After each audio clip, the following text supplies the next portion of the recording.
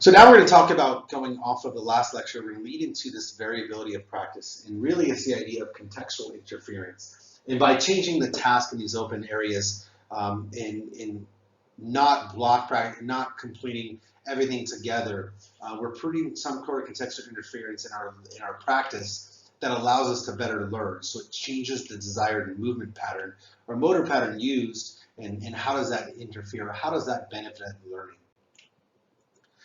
So the idea becomes this: if variable practice is beneficial, does the amount of scheduled variability make a difference? How variable does the schedule need to be, right? And so William Baddock talks about contextual interference like this. He goes, the effect on learning of the degree of functional interference found in a practice situation when several tasks be learned and are practiced. So that is what contextual. If we have many different tasks that need to be learned, how much do we need to vary those tasks? And so really the challenge becomes this: if I incorporate multiple skills and I jump from skill to skill to skill, during the practice, during the actual learning process, you will see a performance decrement. You will see me miss shots, or you will see me miss whatever it is, or the pattern may be not as good as if I produce the pattern repetition multiple times back to back to back. However, taking me away from the practice setting to the learning component, the retention and transfer tests, by including some sort of enhanced contextual interference where I include on purpose a purposeful variability in my practice where I have to remove myself from one motor pattern to create and to reprocess another movement pattern, I enhance my learned outcome, my learning behavior through retention and transfer. It looks like this. There are three components that we may look at.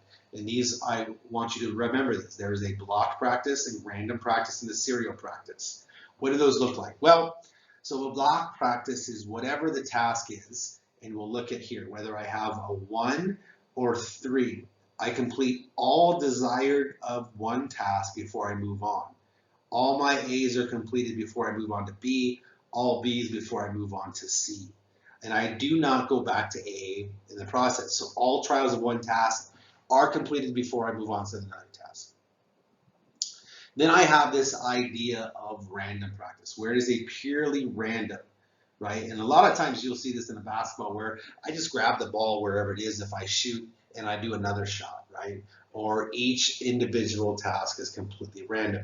If I practice golf and I play a round of golf, each shot depends on the previous shot. So that is a random practice, enhancing rather than doing all my chips at a chip practice facility versus all my putts on the putting greens. Or we can do this idea of serial practice, where you have a combined predictability of blocked and non-repetitiveness and random. So here we have an A, B, C, and we repeat that, A, B, C, A, B, C. So the idea is you have a jumping around from one to the next, and then you have a kind of serial practice where we repeat those series going through. Given serial practice, you complete a series and you go through the series repetitively. So does this increased contextual interference during skill acquisition lead to improved retention and transfer? And the answer is yes. Now, especially under those open, controlled, or changed contextual conditions. This is a benefit, although it's detrimental during the process of practice, and that is very important for people to understand. If I want to get the most out of it, I need to encourage a learned process and a challenge during the learning. So this is Shane Morgan is simply a process of learning, and this describes the task going through the process. But I'll post it again through the on BB Learn, and I'll ask you to read the paper if you want to understand more about it. But the idea is that low contextual interference was a block practice. High contextual interference was a random practice. After 18 trials each, there was a knowledge of results was provided following. And the idea is this: during the acquisition process, the blocked individuals improved their time and had a better time. The random group improved their time rapidly, but then there was a slowing down of the improvement, and they never reached that of the individuals that were practicing with the blocked. Now, this is a very important way to read this. There's a 10-minute transfer or retention, and there's a 10-day retention. The way this is read is the first circle is what they did during the learning process. So they were blocked, random, blocked, random.